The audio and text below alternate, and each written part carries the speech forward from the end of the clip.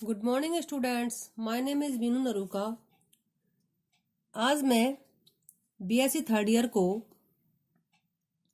Angiosperm taxonomy and embryology जो कि botany का थर्ड पेपर है, उसमें मैं जो टॉपिक पढ़ा रही हूँ वो टॉपिक है पुष्प के तल तथा सममिति। ठीक है, दैट मीन्स फ्लावर के प्लेन्स एंड सिमेट्री उसमें कौन कौन सी होती हैं। तो इसको जानने से पहले हमें ये जानना होगा कि फ्लावर का जो मदर एक्सिस जो होता है दैट मीन्स मातृ अक्ष क्या होता है। ठीक है, दैट मीन्स पुष्प जिस अक्ष पर लगा होता है उसे हम मातृ अक्ष कहते हैं। ठीक है, पुष्प जिस अक्ष पर लगा होता है दैट मीन्स वह स्तंभ या शाखा जिस पर कि फ्लावर लगा होता है, उत्पन्न होता है, उसे हम मदर एक्सिस कहते हैं तथा यह पुष्प के पीछे स्थित होता है। जैसे कि आप इस डायग्राम में देख सकते हो कि ये फ्लावर है, एक फ्लावर है। ठीक है, और यह इस टहनी पे लगा हुआ है, इस शाखा पर लगा हुआ है, या फिर हम ये कहेंगे ये इसे स्तंभ पर लगा हुआ है। ठीक है, इस प्रकार से हम इसको क्या कहेंगे, मदर एक्सिस कहेंगे। ठीक है, तो जिस अक्ष पर, जिस एक्सिस पर या जिस शाखा पर पुष्प लगा होता है या पुष्प उत्पन्न होता है, ठीक है, मतलब उस पे जिस पे उत्पन्न होगा ये, उसे हम मदर एक्सिस कहते हैं। और यह फ्लावर के पीछे की ओर स्थित होता है। हम यहाँ पर डायग्राम में देख रहे हैं कि वास्तव में यह फ्लावर के पीछे की ओर स्थित रहता है। ठीक है, इसे तो हम कहेंगे मदर एक्सिस।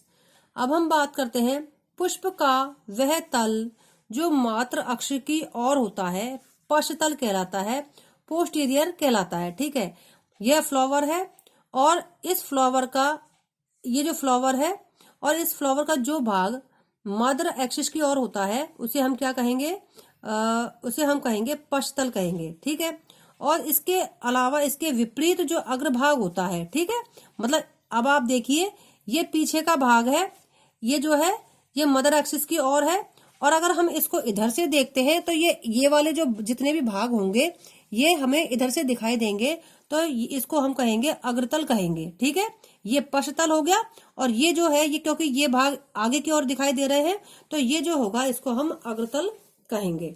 ठीक है, अब हम बात करते हैं मध्यतल की। अभी हमने बात की पश्चतल की और अग्रतल की, अब हम बात करेंगे मध्यतल की। पश्चतल तथा अग्रतल तल को मिलाने वाला जो तल होता है वह मध्यतल कहलाता है। ठीक है, उसे हम मीडियन प्लेन कहेंगे। अग्र तथा पश्चतल इसे भी कह सकते हैं हम। दैट मीन्स ये जो मध्यतल होता है इसको हम अग्रतल तथा पश्चतल भी कह सकते हैं, अग्र पश्चतल कह सकते हैं। क्यों?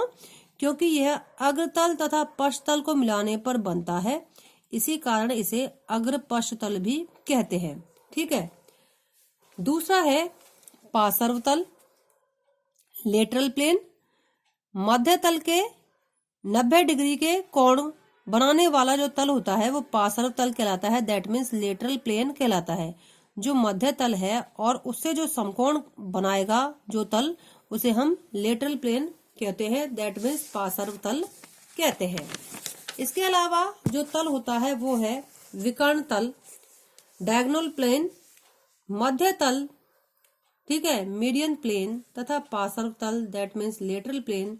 दोनों तलों के मध्य से निकलने वाला जो तल होता है उसे विकर्ण तल कहते हैं। तो इस प्रकार ये जो फ्लावर में जो होते हैं ये अग्रतल, पश्चतल, अग्र पश्चतल दैट मीन्स मध्य तल, पार्श्व तल और विकर्ण तल, ये इसके तल पाए जाते हैं, दैट मीन्स प्लेन उपस्थित होते हैं।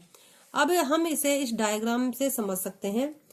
जब हम फ्लोरल डायग्राम बनाएंगे तो किसी भी फ्लोरल डायग्राम में हम यहाँ पर, मैंने आपको बताया था कि मदर एक्सिस जो होता है उसको एक बिंदु के द्वारा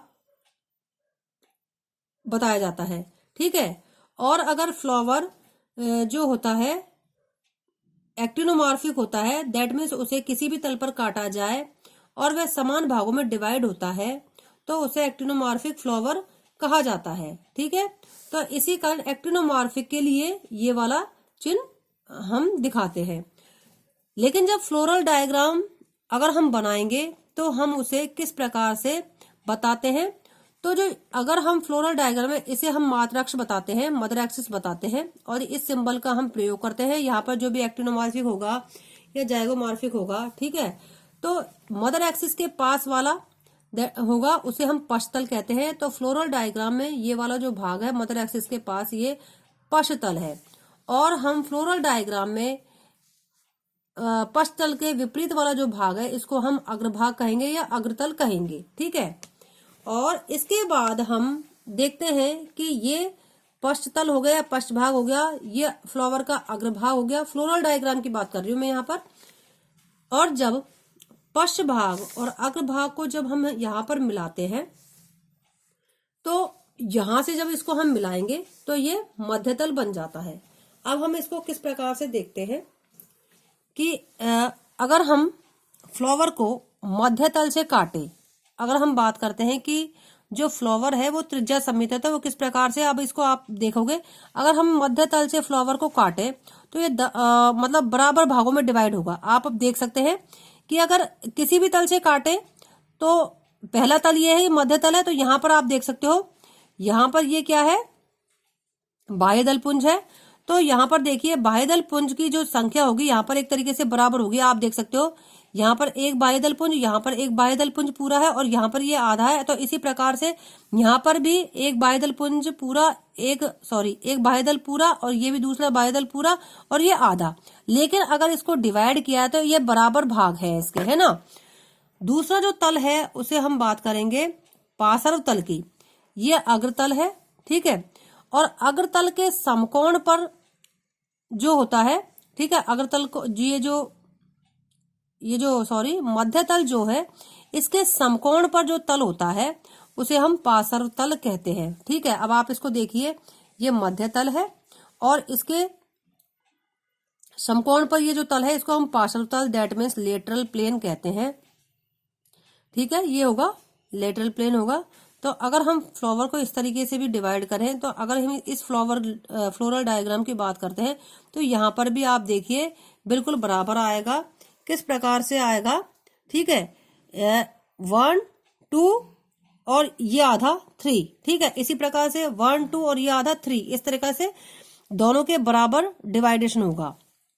इसके अलावा जब पार्श्व तल, ठीक है, इसके अलावा एक तल और होता है, जब पार्श्व तल, ये जो पार्श्व तल है और एक जो है ये मध्य तल है, इसके बीच में से, दैट मीन इन दोनों तलों के बीच में से निकलने वाला जो तल होता है उसे विकर्ण तल कहते हैं, ये या फिर ये, ठीक है।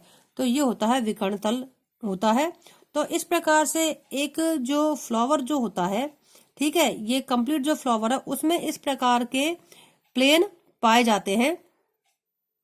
और अगर हम फ्लोरल डायग्राम बनाते हैं, जैसा कि मैंने आपको बताया कि फ्लोरल डायग्राम बनाते टाइम कुछ सिंबल्स होते हैं, तो यहाँ पर आप देखोगे कि सबसे पहले हमने सहपत्र को बनाया है, ठीक है। जैसे किसी फैमिली में अगर सहपत्र है तो यहाँ पर हमने ब्रैकेट को बनाया है। उसके बाद हमने उससे अंदर की ओर बाह्यदल पुंज को बनाया है, बाह्यदल पुंज पूरा, दैट मीन्स ये सेपल इसका एक भाग होता है, ये सेपल है, पूरा जो चक्र है इसको हम कैलेक्स कहेंगे।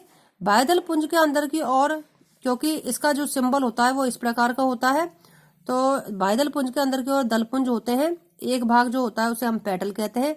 तो ये इस प्रकार से पेटल है, ठीक है, पेटल है, ठीक। तो यहाँ पर अगर हम फ्लोरल डायग्राम को देखें तो ये क्या है, ये जो पृथक बाह्य दली है ये संयुक्त दली है, मतलब ये दल यहाँ पर जुड़े हुए हैं। इसके अलावा यहाँ पर ये पुमंग की अवस्था दिखाई गई है, ठीक है, किस प्रकार से पुंकेसर है जो कि दल से जुड़े हुए हैं, और ये अंदर की ओर है, दैट मीन्स फ्लोवर के अंदर की ओर झुके हुए हैं, मतलब ये अंडाशय की ओर है। मतलब ये जो पुंकेसर है ये मैंने आपको पहले भी पढ़ाया था कि अंतर्मुखी या बहिर्मुखी, तो इस प्रकार से ये अंदर की ओर होंगे, मतलब इनकी जो स्थिति होगी वो अंडाशय की ओर होगी, है ना, इस प्रकार से। इसके अलावा ये हमने जायांग को दिखाया है। तो इस प्रकार से सबसे बाहर ब्रैकेट या ब्रैक्टियोल्स, उसके बाद बाह्यदल पुंज, उसके बाद दलपुंज, उसके बाद पुंकेसर, दैट मीन्स पुमंग, और उसके बाद जायांग की स्थिति हम यहाँ पर दिखाते हैं। इसके अलावा हम मदर एक्सिस को भी दिखाते हैं, ठीक है। तो इस प्रकार से एक फ्लोरल डायग्राम बनता है। इसके अलावा फ्लावर जो होता है उसमें कुछ अन्य स्ट्रक्चर्स भी पाई जाती हैं, जैसे मकरंद ग्रंथि है, ठीक है। कुछ फ्लावर ऐसे भी होते हैं कि जो फ्लावर जो होते हैं सेंट्रल फ्लावर भी पाए जाते हैं। कुछ फैमिली ऐसी होती है जिसमें सेंट्रल फ्लावर भी पाए जाते हैं और पेरिफेरल जो फ्लावर है वो भी उसमें पाए जाते हैं। तो इस प्रकार से ये फ्लावर जो होते हैं वो भी इसमें पाए जा सकते हैं, ठीक है। तो आज के लिए बस इतना ही, आगे हम कल पढ़ेंगे। Thank you.